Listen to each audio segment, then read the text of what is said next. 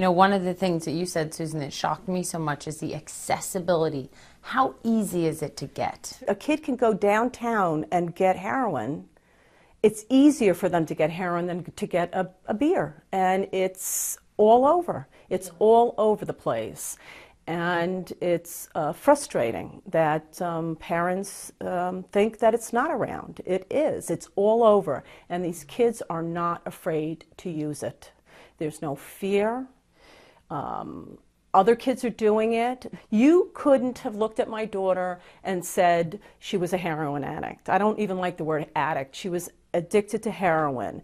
And the girl was beautiful. She was blonde like the rest of these kids, absolutely beautiful, and you didn't know it. And it's all over. Our children are just like every other mother or father's child, and they're not junkies, and that term needs to change. Yeah. It needs to change because the stigma attached to it is what stops people from talking about it and stops people from reaching out for help, because they're afraid and they're ashamed. Do you have the urge? Absolutely, every day. Every day? Every day.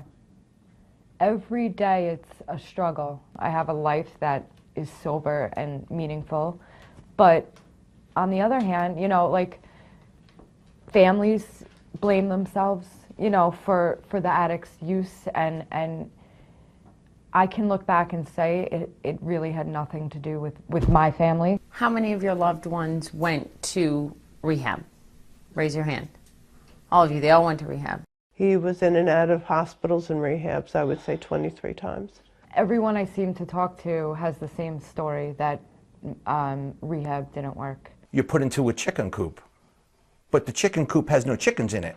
It's all a bunch of wolves in it. And what do wolves do? They plan how to kill more chickens.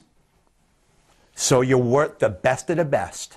They all know how to conceal, contrive, steal, get more money to support the habit. There has to be long-term recovery programs, you know, well over a year. I don't think these 30 days. I think it's very difficult for these kids to come back, and they call them triggers.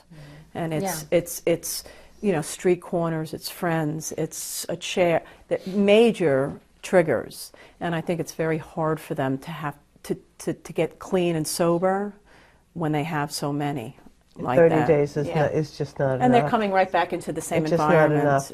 If you're a kid listening or a parent and you want to tell your kid this, when you go out at night, just try to keep in the back of your mind, you're going to have some drinks, you're going to feel a little high.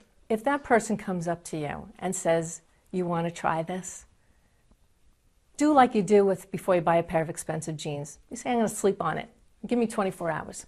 Just for her, think about it. Because I think that she wishes she had just thought about it. She wouldn't have used it. When did you know you'd lost him? Actually, 3 months before he died, I was sitting in my kitchen and just something came over me and I wrote something. And I gave it to him. And he said, Ma, you don't have to worry. I'm not going to die. Everything's going to be okay. You want to read it to us? Yes, I'd like to. Wake up, my son, you've been sleeping too long. I pray that you live before it's all gone. In the mist of the night, moon dust without light, please hold on to my hand, fight for your life. Rosy red cheeks, my bundle of joy, you're out of my reach from this damn speeding toy. Fire at night with that simple pure white, the man in the moon, your silvery spoon. Whispering air and so much despair, each breath that you take, there's a much longer stare. Wake up, my son, you're sleeping too long. The man in the moon may be here soon.